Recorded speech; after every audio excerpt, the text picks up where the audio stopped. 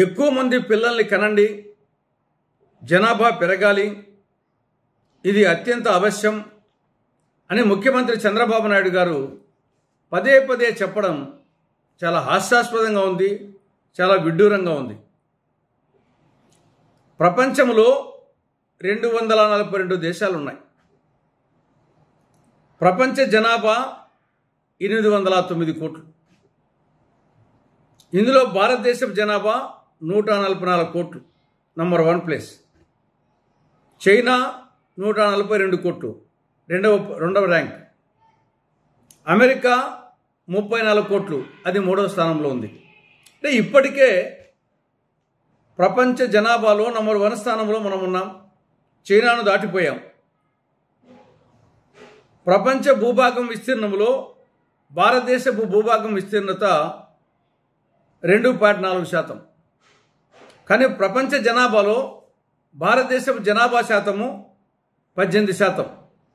జనాభానేమో 18%, భూభాగమేమో 2.4%. ఇది ప్రస్తుత పరిస్థితి.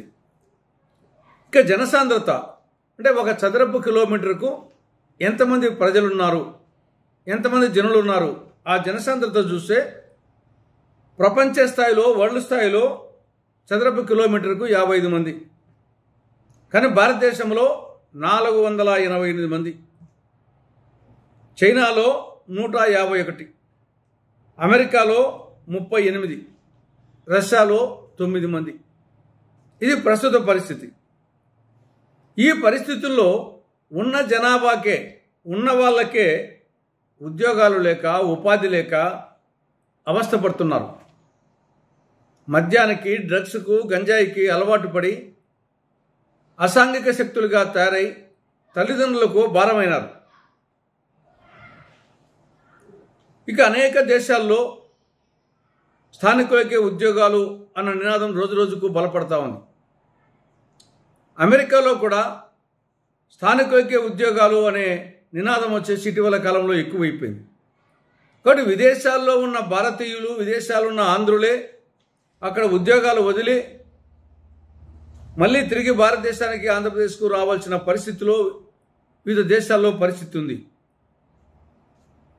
అటు నిరుద్యోగం కానీ, పేదరికం కానీ, నిరక్షరాస్యత, ఇవి భారతదేశంలో, ఆంధ్రప్రదేశ్లో విలయతాండవం చేస్తున్నాయి. ఆకలి సూచికలో మన పొరుగు దేశాలు మనకంటే బెటర్గా ఉన్నాయి. సంతోష సూచికలో అదేవిధంగా ఉన్నాయి.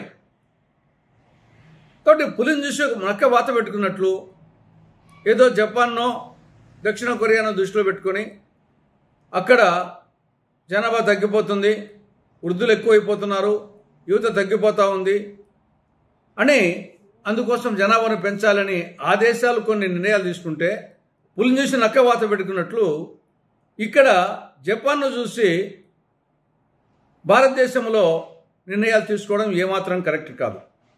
జపాన్ ఇప్పటికే అభివృద్ధి చెందిన దేశం, మనది అభివృద్ధి చెందుతున్న దేశం. జపాన్ జనాభా 12 కోట్లు, మన జనాభా 144 కోట్లు.